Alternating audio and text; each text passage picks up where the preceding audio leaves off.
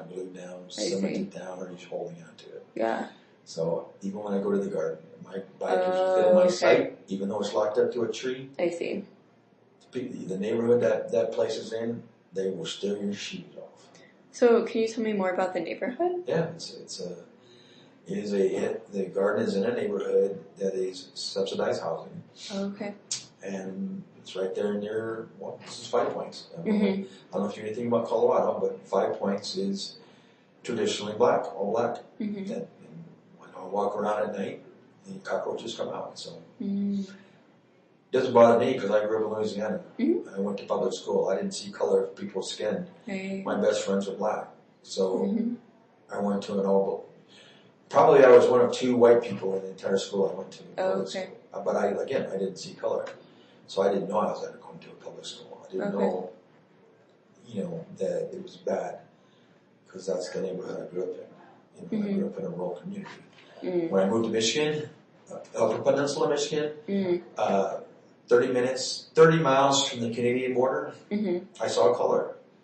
But I was in high school by then, and I'd heard everything, so I knew what people knew about it. But it didn't bother me because the colored kids that went to our school were military on the football team. And I'd been around them all my life. And, unlike here in 5 Points where they seem to think that they have, I don't know how to explain it. They seem to think they live in a different planet than we do. We being white. So it's a different experience from here. I've even had a black police officer, explain to me that I'm living in 5 Points after I lived here for 7 years. This black police officer was telling me that I couldn't call the police when someone was trying to break in to my home. And I told him, well, it seems like all your other officers respond to when someone has a weapon and is trying to break into my home. So I'll tell you what, whatever your name is, just give me a card and I'll ask for not you. Yeah. Because I don't need a 30-minute lecture telling me where I live. Yeah. Because I was just retired from the Air Force. I've lived all over the world. I don't need somebody telling me that I live in 5 Points. It's like, well, if you're an officer here in 5 Points, where do you live? You got to live somewhere in Denver. Right. He was implying the fact that it wasn't even a black person who was trying to break into the building. It was a woman who was impaired.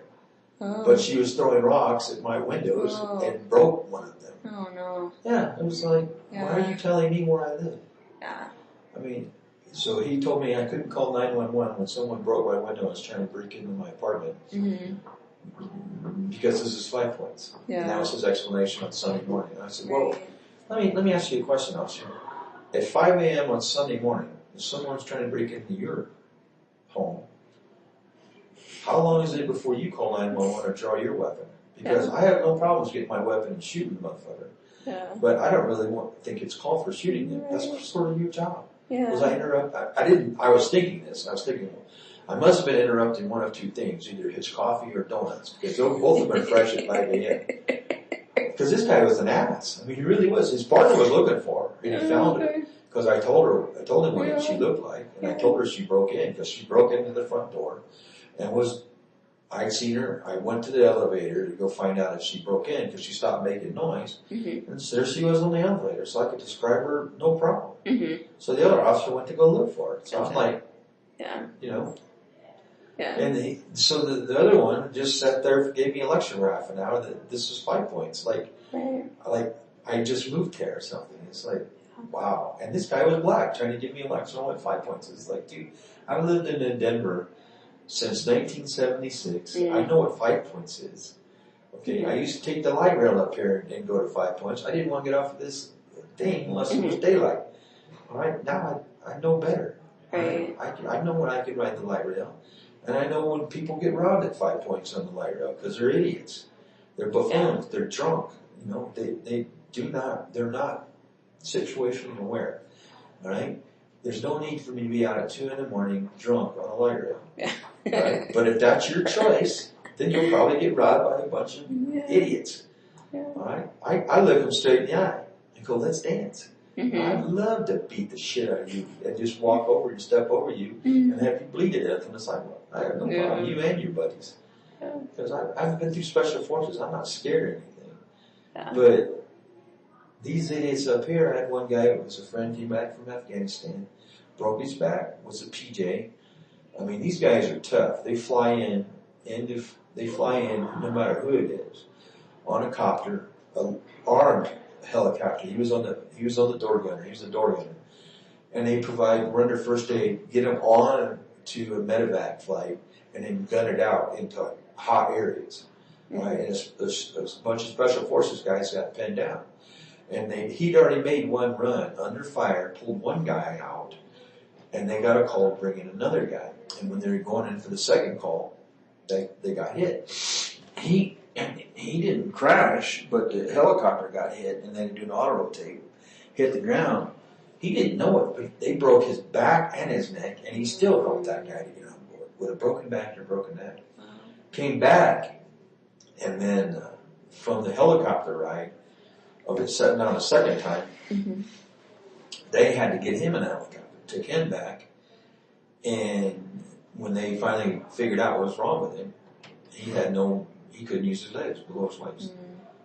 And while he was living with me over there, he's from Louisiana, both like I am. Oh, okay. He lost one of his legs because they just couldn't do anything for him anymore. He was taking so much painkillers, we would find him sometimes just passed out, either in the elevator or on the stairs. Just, I don't know what he's doing because he's taking so much meds, we couldn't figure out what he was doing there. And then we take him back to his apartment. Water was on, sink water was running. Oh, wow. Dog was out running around. I mean, just, he was just overprescribed. We helped him, till he was able to get his kin to send up a cousin and take care of him. Because he just he wouldn't accept help. Yeah. And he didn't trust him about it. So I have just a few more questions here, and we have about 15 minutes. You got time. So have there been any changes since you started gardening and how physically active you are? Yes, I'm more physically active. I got 2 bicycles now. Oh. And I'm looking forward to this growing season. I've already visited the garden several times. I've gotten another friend involved. I've gotten the information to another, and then I've got the word out to more in our building. They're all trying to get in the program, and then I'm going to go give them the information that there are still more plots open from my garden manager. She sent out another notice. So I'm trying to get them in contact with her. Awesome. Give her, email and phone and everything. A lot of them don't have email, but they have phones. Oh, okay. Gotta have one or the other. Right. Let me think what else. Oh, you talked about bikes. Did you have a bike before you gardened? I did, but it was in disrepair. Oh, okay. So I got it repaired, and then I bought another one, and I bought another one. So I've got 2 that are working. One I'm just repairing the tire on it. That's all that's wrong with it. And one that's on the porch. So I think 3's enough. Yeah. Yeah, probably. My apartment seems to think so. Because one's stored in my apartment, one's stored on the patio, and one's being repaired in my living room. So. Yeah. Luckily, I don't have any roommates, so they can't tell me to clean up my project, and I just tell them go to hell. Yeah. It's going to get fixed when it gets fixed. Yeah. Well, I got 2 inner tubes. One of them, the glues, because that's what we used to run down in Arizona. I used to ride bikes all the time down there. And if you don't have glue in your tubes, you pick up stickers like that, and you'll be fixing your bike every time you take a ride, or not get back at all, and you're really not right after. Yeah, right. If you take that long walk back and go in that direction and flatten the tire, you'll never do that. And then the other one I got was a normal tube, so at least I can get it up and running and go in the garden. And then a repair kit, so I repaired it, because all I had was one sticker in there, so it was a slow leak, so it's just sticker it and stuff. So that's all I got to do is fix it. Good. So how did gardening and being in the community garden make you feel physically and mentally? Both good, because again, the depression I can isolate, and both physically and mentally, it's challenging when you're isolated. So. So can you tell me more about how being in the garden made you feel physically? Yeah, I again, when I'm working out in the garden, I don't feel like I'm exercising. I don't feel like I'm going to the gym. I'm exercising and enjoying it, and enjoying the fresh air, enjoying the sunshine, enjoying the socialization. And so I don't think, I got to go to the gym for 2 hours. I don't think about that. Yeah.